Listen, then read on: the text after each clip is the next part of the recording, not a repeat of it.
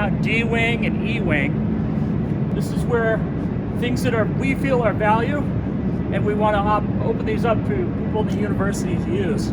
We basically took care of about 50 to 100 computers that were sitting there left over and abandoned. We had to salvage them, take parts out, make sure the rooms were clean, and get it ready for the people to take over. Along with that, we made sure that we handled all the data to machines that weren't going to be moved back out on the floor and made proper dispose of the electronics.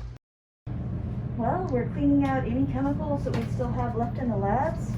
Of course, anything containing hazardous materials like all this mercury.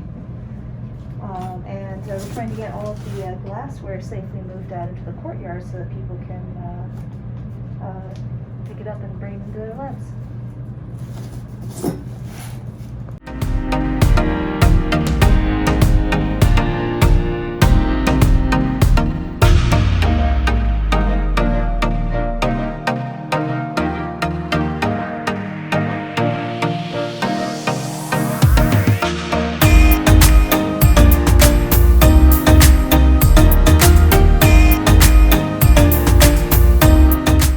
Once it's done, we'll be back in the building.